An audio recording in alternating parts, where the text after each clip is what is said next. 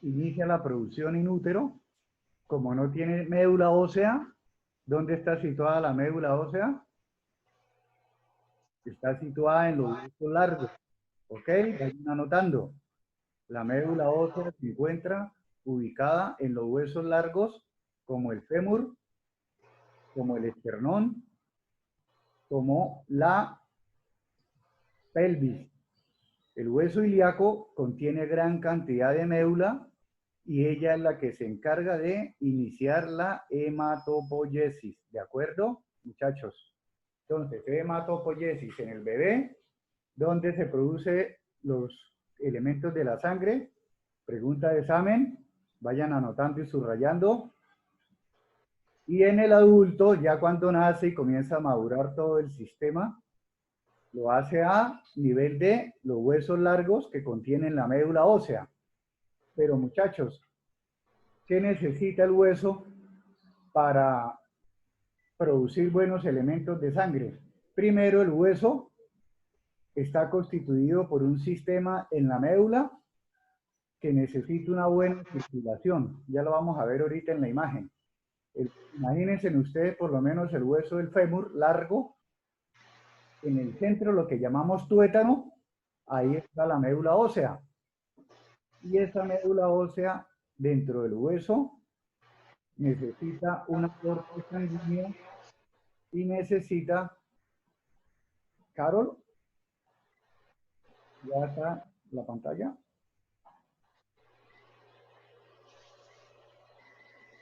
Ok, ya vamos a compartir la pantalla. Entonces, esa médula ósea, que es el tuétano, en el fémur, en la pelvis, en el esternón, es el que produce los elementos óseos, los elementos sanguíneos.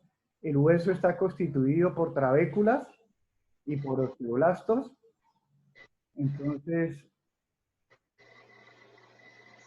vamos a iniciar la conferencia.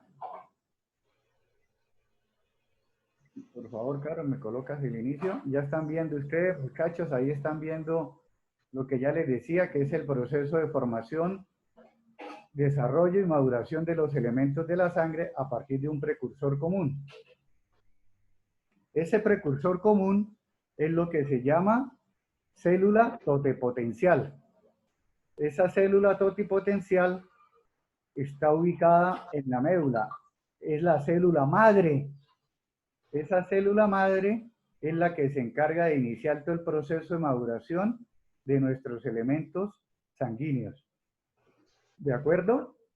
Pero ojo, esa célula es muy escasa, es muy pequeña. Así que esos exámenes que hay de vendedores donde dicen que van a hacer un trasplante de médula y que vale tanto, es mentira, muchachos. Porque esa célula totipotencial es muy escasa, es lo más pequeñito. Ya les decía que el griego es donde se deriva la palabra hemos, que significa sangre, y moiesis, creación. Hematopoiesis viene del griego, como todas las cosas buenas que nos han heredado la filosofía, la sabiduría y otras ciencias, ¿de acuerdo? De allá viene la palabra creación de sangre. ¿Dónde se inicia la creación de sangre? Entonces, a mano izquierda tenemos la célula madre, que es la que puede diferenciarse, ¿cierto? La célula madre tiene la gran capacidad de autorreplicarse y diferenciarse en diferentes tipos de células. Entonces ahí vemos que la célula madre se diferencia, ojo, mire, se diferencia hasta neuronas nos da potenciales de la célula madre que se produce en la médula ósea. Nos puede originar células musculares, las que están viendo arribita. Nos está formando todas las células sanguíneas y nos está formando diferentes tipos de elementos, los glóbulos rojos que ustedes los están viendo ahí, a partir de la célula madre. Pero esto que injertos de célula madre, ojo, porque ustedes en su farmacia les van a hacer propuestas, que son propuestas a veces mentirosas y no son éticas, porque la célula madre es muy difícil de cultivar, ¿de acuerdo? Así que si dicen que una crema de célula madre para evitarle el envejecimiento, ya saben que es mentira, ¿no? Así que tengan cuidado con eso. La médula ósea, donde yo les decía, ahí está, muchacho, el esternón, y está señalada la pelvis, y a la derecha estamos viendo la amplificación, donde se encuentra la médula ósea. Ahí es donde tiene lugar la hematopoiesis en los adultos. Ya le decía que en el bebé se produce en el hígado y en el vaso sanguíneo del bebé. Y hay una intrincada red de células estromales, que son los productos que contienen el huesito y el tuétano y la médula, y estas células regulan cada una de las etapas que conduce a la generación de las células primitivas, a las células intermedias y a las células maduras de nuestro sistema sanguíneo. Ya vamos a desglosarlo mejor. Entonces, ahí lo que yo les decía, el hueso, ahí tenemos el fémur, que yo les decía que se imaginaran el fémur, pero adentro del hueso está la sustancia marrón, el tuétano, en ese sistema poroso. Miren, muchachos, que ahí se ve una vena azul que llega al interior del hueso y llega a una arteria. Esa arteria se distribuye al interior del hueso. Vean ustedes lo importante que es hacer ejercicio para que la sangre le llegue al hueso y produzca osteoblastos y estos se regeneren y se mantenga el hueso sano toda la vida. Por eso, el abuelito que se nos cae y se fractura la piernita, es porque ya no hace hueso, se pierde esa capacidad del hueso y se vuelve muy poroso como una galletica y se desintegra. Y en el abuelito ya no hay mucha capacidad de producir médula ósea porque se ha perdido precisamente la médula, el tuétano, ¿cierto? Ahí vemos cómo al interior del hueso se están produciendo las células madres, se producen los glóbulos rojos, se producen las células blancas que las vamos a ver ahora, de entre ellos están linfocitos, monocitos, eosinófilos, y las que ustedes ven al final de la diapositiva, en la imagen a la derecha, las plaquetas. Las plaquetas también se producen en la médula y ellas son unas células las más pequeñitas de todas. Ojo, ojo, subrayen 3 veces. Las plaquetas son las encargadas de, cuando se produce una hemorragia, taponar el vaso que se rompió. Ellas emigran las plaquetas al vaso y taponan porque son las más pequeñitas y las más abundantes. Las más abundantes de todas las células que hay en la sangre son las plaquetas. ¿De acuerdo? Le siguen los glóbulos rojos, que son los rojos, y las células de defensa ya son más pequeñas porque ya tienen una actividad específica. Cuando hay alteraciones en la hematopoiesis, muchachos, que es lo que ustedes van a ver cuando estén trabajando en su profesión, se producen las leucemias. La leucemia es porque se produce una alteración de la producción de células. Entonces, se produce una proliferación desordenada de glóbulos blancos. Entonces se llama leucemia linfocítica. Ojo, la leucemia es una alteración en la hematopoiesis en donde hay una proliferación anormal de células. Si es de células linfocitos, se llama leucemia linfoide, que es la más frecuente. La leucemia más frecuente que tenemos es la linfoide. ¿De acuerdo? Si es en la niños, es linfoide aguda. Cuando yo estudié medicina, todos los niños que les daba leucemia se morían. La mayoría de niños, no había mucho tratamiento. Ahora, gracias a la genética, gracias a la biofarmacia, gracias a la farmacodinamia y a la farmacología inmunológica, ya se hacen medicamentos específicos contra las leucemias y ya el niño sobrevive hasta en un 90%. Entonces miren cómo en 20 años hemos mejorado con la farmacología el tratamiento de las leucemias. Ustedes en sus farmacias especializadas van a vender exclusivamente productos para la leucemia, ¿de acuerdo? La cual es una proliferación anormal de células blancas y lo que se hace es con el medicamento frenar esa proliferación anormal de la línea blanca. Igualmente, otra enfermedad conocida, les va a salir en el examen, anótenla, subrayenla 3 veces, póngale color rojo, es la anemia. La anemia puede estar la médula ósea que ustedes están viendo ahí produciendo glóbulos rojos normales, pero por cuestiones fisiológicas, ya sea en mujeres que pierden mucha sangre durante la menstruación y no la recuperan, ya sea en hombres que tienen hemorroides y se va perdiendo la sangre en la hemorroide y uno no se da cuenta, ya sea por una úlcera gástrica que hace que se pierda sangre en el tracto gástrico y aparecen heces negras, ahí se está perdiendo sangre. Entonces, cuando un paciente le llegue a su farmacia o les pregunte a ustedes que está haciendo deposición negra, ustedes piensen que está perdiendo sangre en el tracto digestivo y eso lleva a que haya anemia. La anemia se manifiesta cuando el hematocrito está por debajo de 8.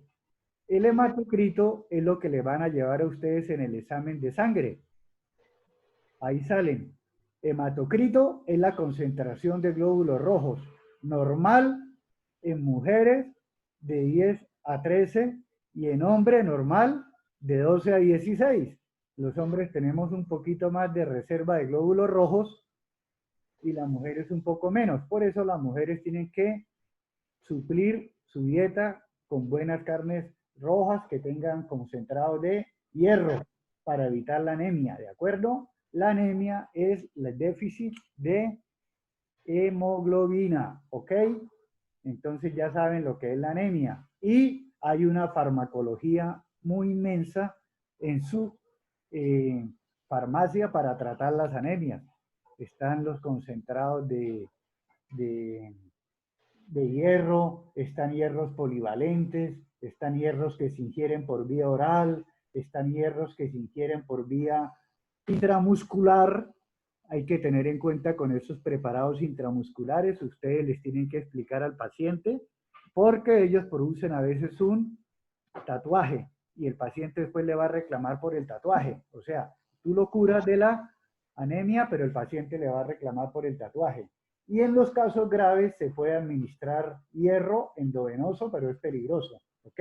Entonces ya sabemos las líneas que se producen, la célula madre totipotencial puede convertirse en glóbulos rojos, puede producir plaquetas y puede producir los glóbulos blancos. Los glóbulos blancos son los encargados específicamente de las células de defensa. Todo nuestro sistema inmunológico de defensa, aquí tiene que se nos infecte una uña, las primeras que llegan ahí a atacar el evento son los linfocitos, que son las células blancas que los están viendo acá. ¿Ok? Entonces, diariamente se producen en nuestro organismo cantidades grandes de células sanguíneas. Si tomamos un hombre de 70 kilos, se producen 2 por 10 a las 11, que son millones de glóbulos rojos diarios. 2 por 10 a la 11, o sea, 2 veces multiplicado por 10 elevado a la 11 potencia. Todo eso lo estamos produciendo diariamente para recambiar los glóbulos rojos. Por eso tenemos que estirarnos en la noche, tenemos que hacer ejercicio para que ese recambio sea lo más fisiológico y para que el hueso que ustedes están viendo al lado derecho, la médula ósea, se mantenga bien. Ustedes ven que hay algunos abuelitos que se ven pálidos, ¿cierto? Muchos abuelitos se ven pálidos porque ya han perdido la médula ósea y no tienen la capacidad de producir 2 por 10 elevado a la 11 glóbulos rojos. Igualmente se produce la misma cantidad de plaquetas, 2 por 10 elevado a la 11 plaquetas y 7 por 10 a la 11 granulocitos. O sea, esos son las células, los granulocitos son las células de defensa. Todo eso estamos produciendo diariamente en nuestra médula ósea para defendernos de las bacterias que nos llegan, de los virus, de las lesiones, de los arañazos que tenemos en la piel. Cuando nosotros nos arañamos la piel, que se pone roja y se pone calientica, ahí lo que están llegando son, primero, plaquetas, que llegan a cerrar la herida. Segundo, lo que llegan son los glóbulos blancos para identificar la lesión y comenzar a producir los mecanismos de defensa. Y tercero, llegan otras células que son con una inmunidad específica llamadas células asesinas, que son linfocitos. Esas células asesinas se van a pegar contra la bacteria para destruirla. Y se llaman asesinas porque ellas mueren en el intento. Cuando se pegan a la bacteria, ellas mueren defendiendo el organismo. Se llaman células killer. Linfocitos T asociados. Son células linfocíticas de glóbulos blancos.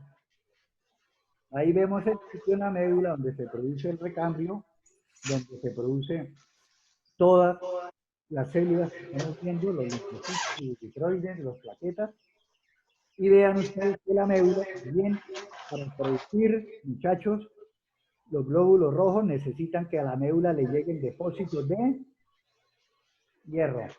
¿De acuerdo? El depósito de hierro también significa cuando el glóbulo rojo se está formando. Dime.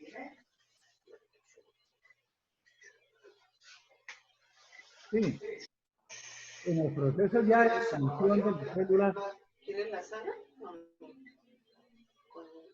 Ok, dentro de los procesos de formación, entonces vemos cómo se están formando las diferentes líneas al interior del hueso. Se necesita que las reservas de hierro lleguen al hígado. Las reservas de hierro lleguen a la médula ósea. Acá vemos un paciente que es el que nos llega a nosotros, el paciente más grave. El paciente ya pasó, por el servicio, ya se le haya determinado que tiene un proceso proliferativo, y ahí está haciendo una el aspirado médula ósea ahí perforamos y hacemos una médula ósea.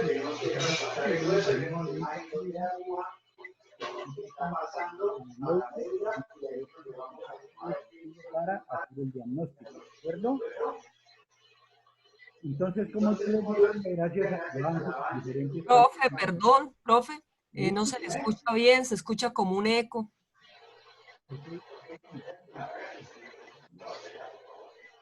Ya voy a apagar el otro computador. Les estaba diciendo donde se toma. Ok, ya se escucha mejor. Entonces, ya les decía que las muestras para saber qué tipo de enfermedad de sistema hematopoyético tiene un individuo. Hay compartimientos celulares que nosotros tenemos en nuestro cuerpo, ¿cierto? El sistema hematopoyético se divide en base a los grados de madurez de las células, porque las células tienen diferentes grados de madurez que lo conforman. Los distintos linajes celulares que se producen al interior se generan dentro de ellas, pero tienen diferentes compartimientos. De acuerdo al grado de maduración, se han identificado 4 compartimientos grandes que tenemos en nuestro organismo.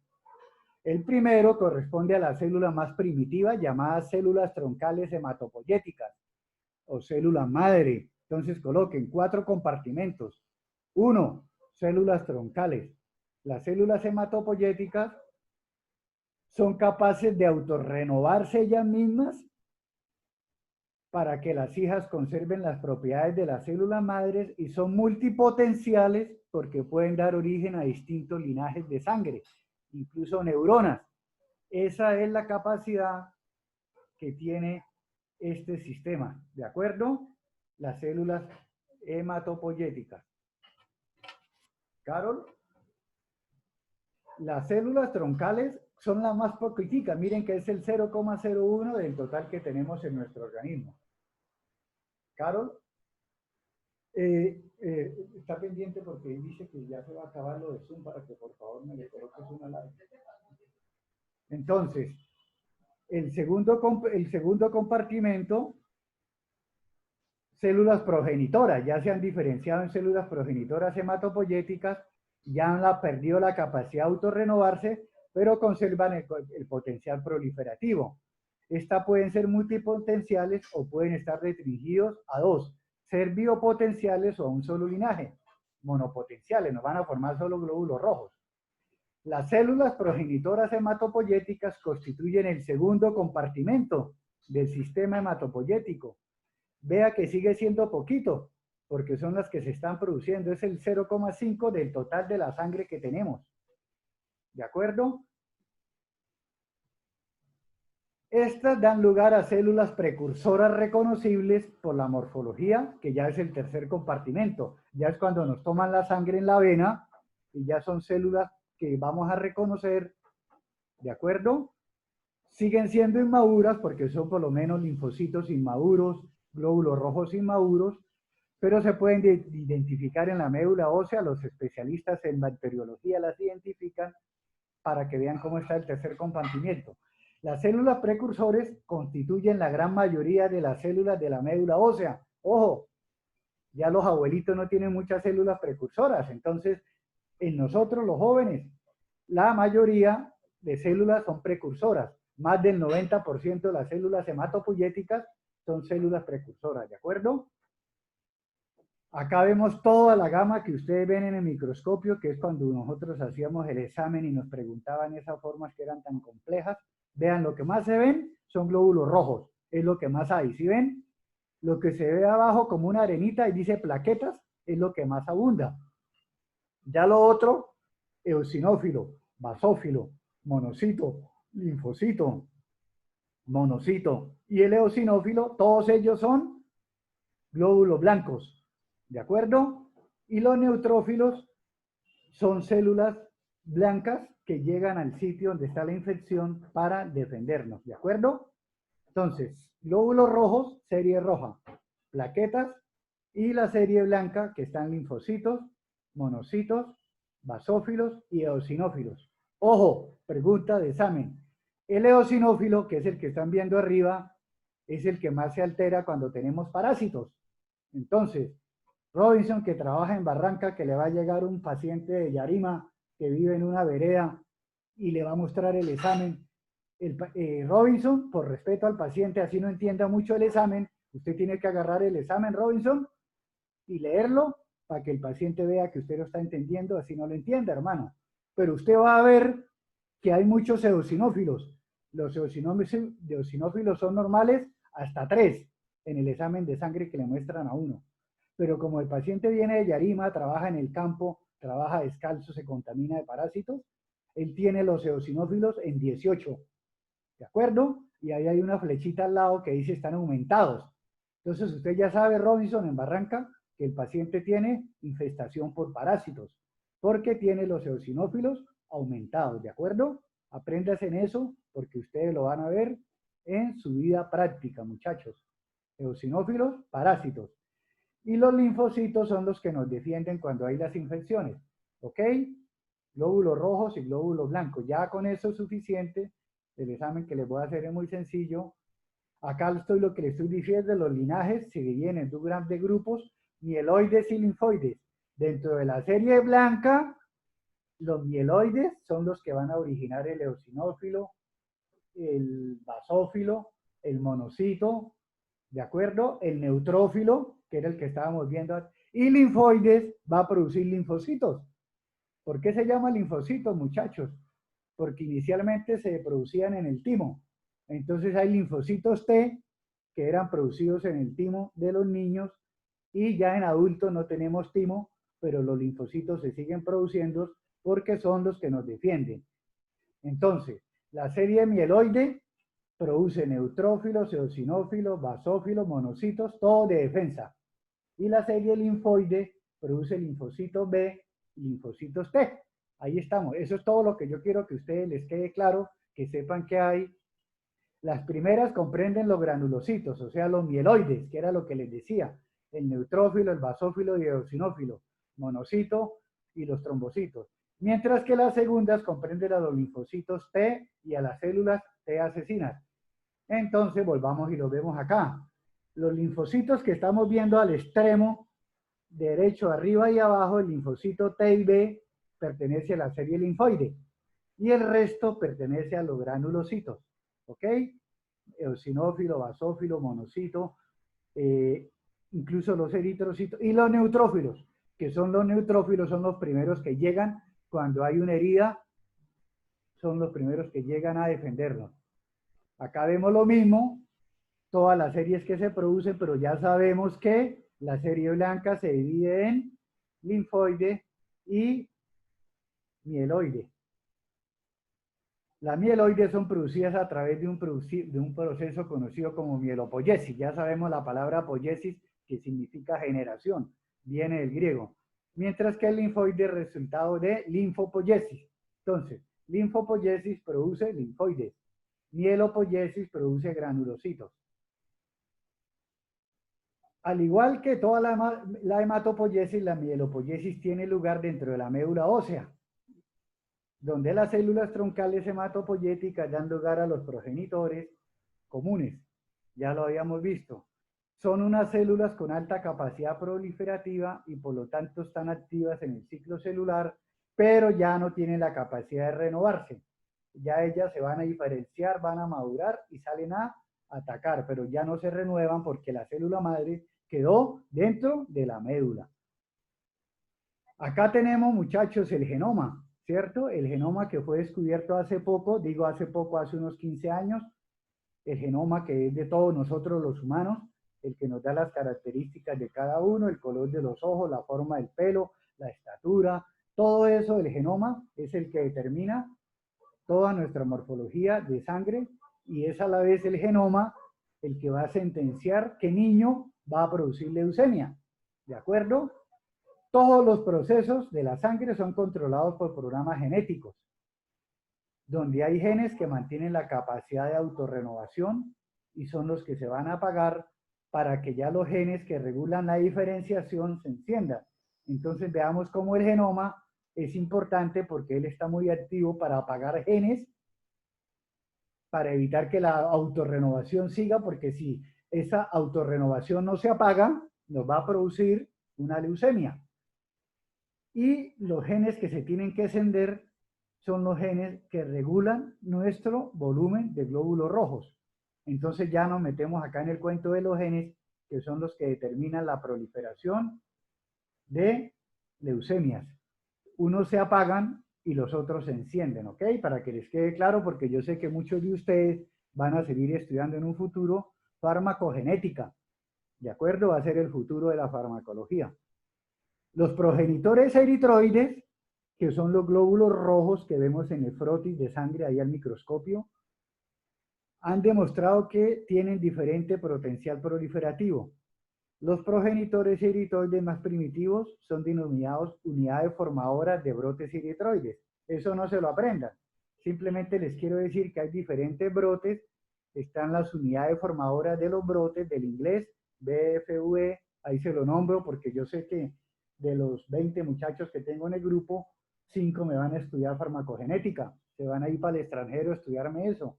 Entonces, tienen que saber que hay unidades primitivas formadoras de glóbulos rojos, que es donde vamos a actuar. Ahí vemos a la derecha un glóbulo rojo maduro, tiene esa concavidad en el centro, muchachos. Ojo, que esta es otra pregunta que les voy a hacer en el examen.